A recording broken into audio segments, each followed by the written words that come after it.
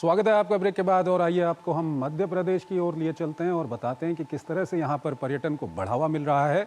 मध्य प्रदेश पर्यटन देश दुनिया में अपनी एक अलग पहचान बना चुका है, लेकिन अब मध्य प्रदेश के ग्रामीण क्षेत्रों में पर्यटन बढ़ने से अब गांव की अर्थव्यवस्था को मजबूती मिल रही है। मध्य प्रदेश के गाँव में होम स्टे जैसी सुविधाएं न सिर्फ राज्य के ग्रामीण पर्यटन को मजबूती दे रही हैं, बल्कि गांव की महिलाओं को बड़ी संख्या में उद्यमी भी बना रही हैं। ये रिपोर्ट देखिए। मध्य प्रदेश में पर्यटकों के लिए खुशखबरी।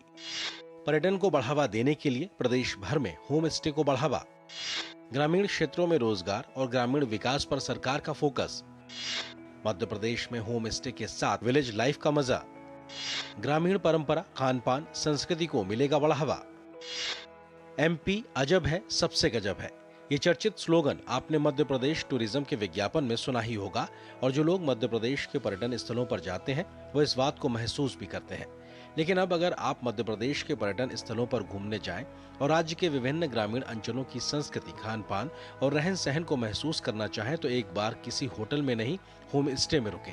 मध्य प्रदेश के पर्यटन विभाग ने राज्य के विभिन्न पर्यटन स्थलों के पास 100 गाँव का चयन कर अब तक 300 होम स्टे तैयार किए हैं। इनकी संख्या मार्च 2026 तक 1000 तक करने का लक्ष्य है। इन चयनित 100 गाँव में से 50 तो जनजातीय गाँव हैं, जहां पर्यटक मध्य प्रदेश की जनजातीय संस्कृति, रहन सहन और खान पान का आनंद ले सकते हैं। वो टूरिस्ट जो हमारे रूरल प्रैक्टिसेस को एंजॉय करना चाहते हैं, वो उससे रूबरू होना चाहते हैं, वो हमारे उन सस्टेनेबल अफोर्डेबल हाउसिंग में आना चाहते हैं, वो शहर के भाग दौड़ से दूर गांव में एक सुकून भरा पल बिताना चाहते हैं। तो उन सबको ध्यान में रखते हुए ये होम स्टे योजना लाई गई थी। हम लोग का टारगेट है मार्च 26 तक हम 1000 home stage, rural home stage का निर्माण कर लेंगे, जिसमें से 50 गांव हमारे नॉन ट्राइबल हैं और 50 गांव हमारे ट्राइबल हैं। अभी तक हम लोग करीबन 300 होम स्टेज बना चुके हैं। मध्य प्रदेश के पर्यटन विभाग ने इस होम स्टे कल्चर को बढ़ावा देने के लिए एक कॉर्पस फंड का भी प्रावधान किया है। जनजातीय क्षेत्र में होम स्टे के लिए सरकार 10 लाख रुपए तक लोन के रूप में मदद करती है। इतना ही नहीं, पारंपरिक नृत्य और संस्कृति का भी लोग आनंद ले सके, इसके लिए भी इंतजाम वहाँ किए जाते हैं, जिसके लिए सरकार कलाकारों को पारंपरिक वेशभूषा और वाद्य यंत्रों के लिए सब्सिडी भी देती है। राज्य में आज 60% महिलाएं इस क्षेत्र में उद्यमी बन चुकी हैं। इन सभी होम स्टेज में करीबन 60% जो है वो हमारी जो एंटरप्रेन्योर है, महिला जो है वो उद्यमी के रूप में यहाँ पर आ रही हैं। इसके अलावा हमें कॉर्पस फंड हमने डेवलप किया है हमारे जनजातीय विलेजेस के लिए, जिसमें कि हम 10 लाख रुपए उनको देते हैं। बेसिकली ये इसलिए है कि अगर किसी को अगर कोई आर्थिक आवश्यकता हो तो वो एज अ लोन इस कॉर्पस फंड से लेकर अपना होम स्टे का निर्माण कर सकता है।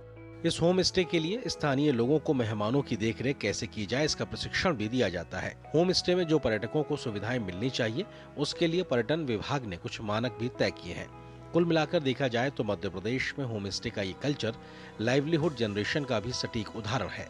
मध्य प्रदेश का पर्यटन विभाग ग्रामीण पर्यटन पर लगातार काम कर रहा है। इससे ग्रामीण क्षेत्रों में आर्थिक गतिविधियां बढ़ती हैं।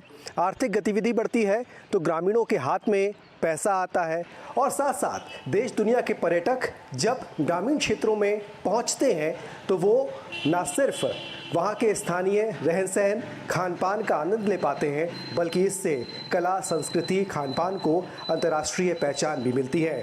कैमरामैन चंद्रमोहन के साथ आदित्य श्रीवास्तव, डीडी न्यूज़, भोपाल।